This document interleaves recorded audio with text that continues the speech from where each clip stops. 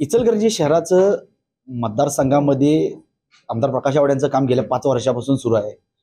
गेल्या वर्षी पंचवार्षिक निवडणुकीला ते अपक्ष म्हणून लढले होते, तारांतून निवडून आले होते. त्यानंतर त्यांनी 5 वर्ष भाजपला पाठिंबा दिला.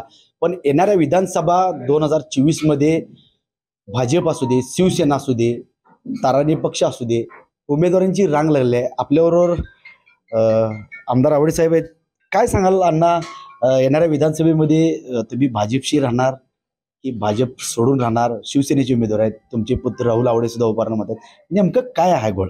मागच्या विधानसभेच्या निवडणुकीला मी अपक्ष म्हणून निवडणुकीला उभं राहिलो. लोकांनी मला भरभरून आशीर्वाद दिला आणि 50,000चं मताधिक्य मला देऊन निवडून दिलं. त्यानंतर 370 काश्मीरमधनं काढलं, 35 काढलं. त्याबद्दल मी सन्माननीय देशाचे पंतप्रधान नरेंद्रजी मोदी साहेब आणि देशाचे गृहमंत्री सन्माननीय अमित शाह साहेब यांच्या या निर्णयावर मनापासून मला समाधान वाटलं, आनंद वाटला. कणखरपणाने त्यांनी हा निर्णय घेतला होता. भारतीय जनता पक्षाच्या माध्यमातून घेतला होता, म्हणून मी भारतीय जनता पक्षाला पाठिंबा दिला. 5 वर्षे द्यायचं मी ठरवलं होतं, तरी ते 5 वर्षे मी त्यांच्याबरोबर राहिलो. आता पुढची निवडणूक कशी लढायची, काय लढायचं हा विषय आता अजून तयार झाला नाही, आता व्हायला लागलाय. बघूया काय काय कसं काय काय ठरते. परवा मी लोकसभेच्या निवडणुकीच्या निमित्तानं ताराराडे पक्षाच्या सगळ्या कार्यकर्ते बंधू भगिनींचा मोठा मेळावा घेतला होता. आम्ही त्या मेळाव्यात आम्ही सांगितलं होतं की आम्ही कुणाकडं उमेदवारी मागायसाठी कुणाच्या दारात हेलपाटे घालणार नाही. आम्ही ताराराडे पक्ष आमचा सज्ज आहे. आम्ही त्याकडनं निवडणूक लढवायचं असं धरून आम्ही आता काम करालोय. लोकसभेला सुद्धा ताराराडे पक्ष म्हणूनच आम्ही काम केलं आणि इचलकरंजीतनं 40,000 मताधिक्य आम्ही देऊन आमच्या या विधानसभा मतदारसंघातनं माननीय खासदार धैर्यशील माने यांना विजयी करायच्या कामामध्ये आमच्या सगळ्या सहकाऱ्यांचं, कार्यकर्त्यांचं त्यांनी मनापासून साथ दिल्याचा आहे. त्याचा तो रिझल्ट असं मी मानतोय. इतरही सगळ्यांनी सहकार्य केलं. अजूनही इचलकरंजीमधला भारतीय जनता पक्ष आणि आमचा ताराराणे पक्ष हा एकसंघ झालाय असं नाही आहे. भारतीय जनता पक्षाचे आजही पुढारी तेच उमेदवार ठरतील पार्टीच्या अशा पद्धतीची चर्चा करतायत, अशा पद्धतीचं ते सातत्यानं बोलत असतात. त्यामुळं मी कधीही म्हटलं नाही की मी त्या पक्षाचा उमेदवार आहे, या पक्षाचा उमेदवार आहे. पण आमच्या ताराराणेचा मला अधिकार आहे म्हणायचा. तिथंच निवडून आलोय. त्यावेळी ए बी फॉर्म नव्हता म्हणून स्वतंत्र राहिलो आणि निवडून आलो. आता बघूया काय त्यावेळी, पण मी कुणाकडे जाणार.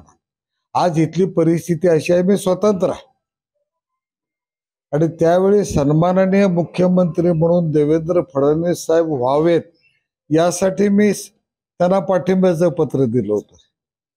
ते भाजपचं पत्र असं मी मानतोय.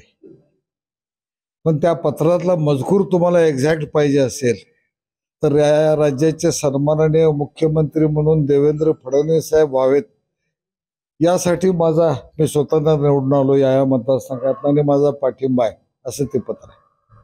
आणि तेच पत्र आजही मी भाजपला पाठिंबा दिला असं गृहीत धरून मी त्यांच्या नेतृत्वाखाली काम करतो. महायुतीकडून आता रवींद्र माने यांचं नाव चर्चेत आहे, तुमचं नाव चर्चेत आहे, हळवंगर साहेबांचं नाव चर्चेत आहे, राहुल आवडे साहेब सुद्धा या मतदारसंघावर. जर राहुल आवडे साहेब जर राहणार असतील तर मग तुमचं काय?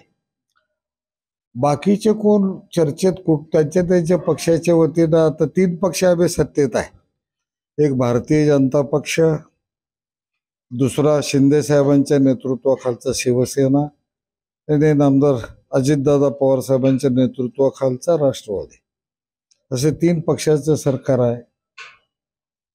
त्या सरकारमधले प्रत्येक कार्यकर्त्याला त्या पक्षाकडे उमेदवारी मागायचा अधिकार आहे. ते मागत असतील, मी राहणार म्हणून सांगत असतील. ह्या 3ही पक्षाचे नेते मंडळी एकत्रित बसून निर्णय घेतील. काय निर्णय घेतात बघणार आहे. पण माझी किंवा राहुलची कुणाच तर उमेदवारी पक्की आहे. विधानसभेला जर बघितलं तर गेल्या वेळेला काँग्रेसमधून बाहेर पडला होता. जर विधानसभेला जर आपल्याला माहितीकडून नाही मिळालं तर तुम्ही अपक्ष लढण्यावर ठाम आहात? मी बाहेर पडायचा प्रश्न नाही. मी भारतीय जनता पक्षामध्ये अधिकृत प्रवेश केलेला नाही. मी त्यांना पाठिंबा दिलेला कार्यकर्ता आहे. एकदा प्रसंग आला होता, पण ते पाठिंबाच राहायला, प्रवेश झाला नाही, केला नाही आम्ही. त्यामुळं आता प्रवेश आणि सोडणे हा विषय नाही आहे. आम्ही आमचा आहे, आमचा निर्णय घ्यायला आम्ही सक्षम आहोत. येणाऱ्या विधानसभेला आपण जर बघितलं तर आमदार प्रकाश आवाडे यांनी सांगितलं, मी भाजपसोबत गेल्या 5 वर्षापासून राहिलो जरी असलो तरी मी ताराराणी पक्षाचा आमदार म्हणून अपक्ष म्हणून निवडून आलाय. 55,000 मतांनी मला मतदार राजा निवडून दिलाय.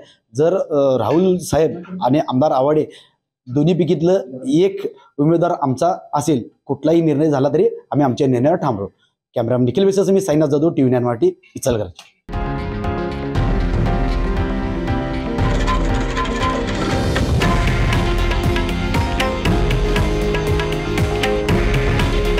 हे आहे देशातील नंबर 1 न्यूज नेटवर्क आणि आपण पाहत आहात TV 9 मराठी.